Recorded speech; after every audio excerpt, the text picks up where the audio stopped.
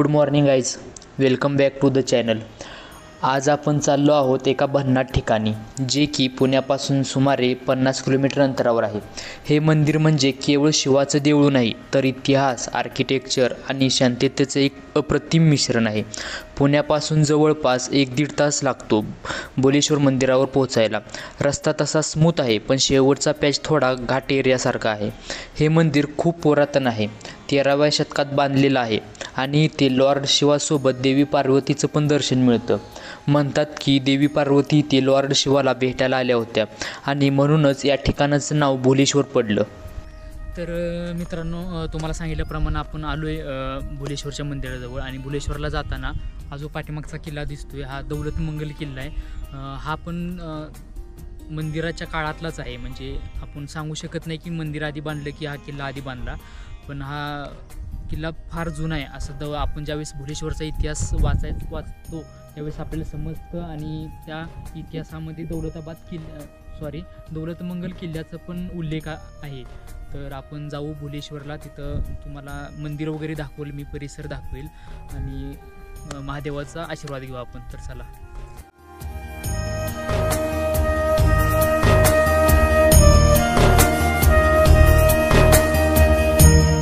मित्रांनो, आपण वर आलो आहे मंदिराच्या पायथ्याशी आणि इथं गाडी तळ आहे, गाडी पार्किंग करायला वगैरे व्यवस्था आहे चांगली। तर आपण आता जाऊ मंदिरात, जाऊन दर्शन घेऊ आणि तुम्हाला मंदिर एक्सप्लोर करेल मी। तर चला।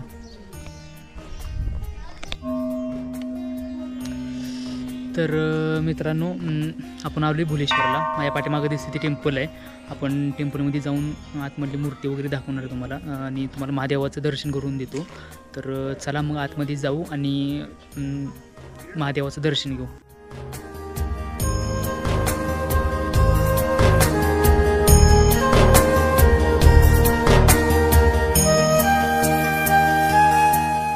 जसं आपण भुलेश्वर मंदिराच्या प्रवेशद्वाराकडे जातो ना, तसं दोन्ही बाजूंनी आपल्याला दगडात कोरलेल्या वेगवेगळ्या मूर्ती पाहायला दिसतात। थोडं पुढे गेलं की समोर दिसते एक मोठी घंटा। शांततेच्या वातावरणात तिचा नाद एकदम प्रसन्न वाटतो। घंटा वाजवली की मनातला सगळा गोंधळ थांबतो आणि मंदिराची ऊर्जा जाणवते। घंटा वाजवल्यानंतर आपण आत प्रवेश करतो लॉर्ड शिवाच्या मुख्य मंदिरात। मंदिरात जाताना दोन्ही बाजूंना दगडावर कोरलेले अप्रतिम कोरीव काम, शिल्प, कथा आणि इतिहास दगडांमध्ये जिवंत दिसतो। आतल्या भागात एक मोठं कासव दिसतं, ज्याचं महत्त्व मंदिरात खूप आहे, कारण ते स्थैर्य आणि आधाराचं प्रतीक मानलं जातं। आणि थोडं पुढेच नंदी महाराज शांतपणे लॉर्ड शिवाकडे नजर लावून बसलेले दिसतात।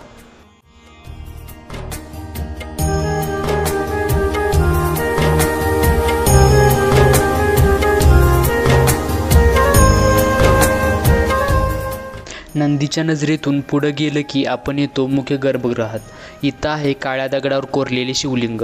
शांतता इतकी गहन की स्वतःच्या हृदयाचे ठोके ऐकू येतात। भिंतीवरची नक्षी, छतावरचं शिल्पकाव्य, सर्व काही आपल्याला सांगतं की हे केवळ जागा नाही, तर एक कालखंड आहे। भिंतीवर रामायणातील प्रसंग कोरलेले आहेत। सुवर्ण हिरणीचा प्रसंग, लक्ष्मण रेषा आणि राम सीतेचा संवाद। प्रत्येक दगड जणू एक अध्याय आहे, जो वाचण्यासाठी तुम्हाला डोळ्यांची नव्हे तर भावनांनी पाहावं लागतं। महाभारतातील शौर्यही इथं जिवंत आहे। शरशय्येवर पडलेला भीष्म, द्रौपदीचं स्वयंवर आणि युद्धाच्या क्षणी कोरलेली भीमाची प्रतिमा। असं वाटतं जणू हे सगळं अजून घडते, कारण या दगडांमध्ये श्वास आहे। या मंदिरातलं सर्वात अद्भुत वैशिष्ट्य म्हणजे देवांची स्त्री रूप। गणेशाचं स्त्री रूप गणेशायनी, शंकराचं माहेश्वरी आणि कार्तिकेयचं कौमारी रूप। ही मूर्ती केवळ कला नाहीत, त्या सांगतात की देवत्वात लिंग नसतं, ते तर शक्तीचं मूर्त स्वरूप आहे। मंदिराच्या मागील दगडी मंडपात जाळीदार विंडोमुळे हवा कायम खेळती राहते, त्यामुळे उन्हाळ्यातही येथे एक अद्भुत थंडावा जाणवतो, जणू मंदिर स्वतः शांततेची सावली देत आहे। मंडपातील नंदीपासून ते अंतराळ गर्भगृहापर्यंत केलेलं मुक्तहस्त कोरीव काम पाहून आपण भारावून जातो। इथं प्रत्येक दगडावर पाने, फुले, पशुपक्षी, वेलबुट्टी नक्षी कोरलेली आहेत, जणू निसर्गाने स्वतः आपले अलंकार इथे सोडले आहेत। गर्भगृहातील कोरीव काम इतके गहन आहे की प्रत्येक बारकाईतल्या तपशिलावर लक्ष गेलं की थक्क व्हायला हवं।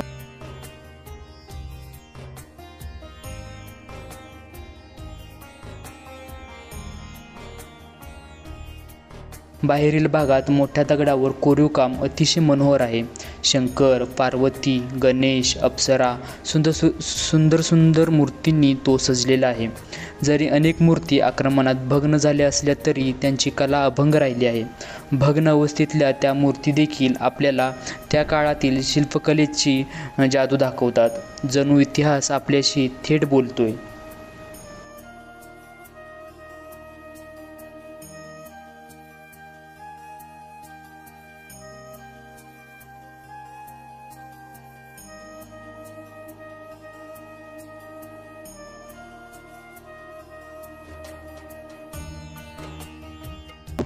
देवळाभोवती ओवऱ्या आहेत. काहींमध्ये देवदेवता तर काही रिकाम्या आहेत, पण त्या रिकाम्या जागा देखील मंदिराच्या रहस्यमय सौंदर्याला अजून वाढवतात.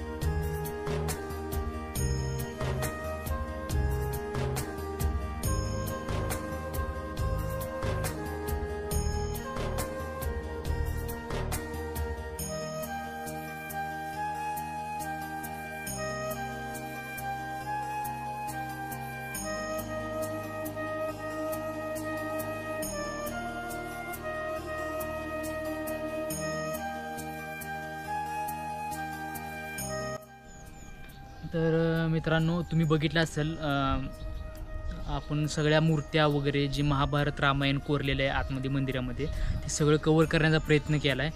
आणि ह्या मंदिराबद्दल एक माहिती समजली मला.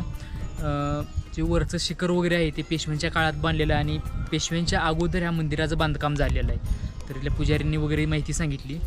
तर माहिती कशी वाटली तुम्हाला हे कमेंट करून सांगा. आणि व्हिडिओ आवडला असेल तर लाईक करा आणि आपल्या चॅनलला सबस्क्राईब करायला विसरू नका.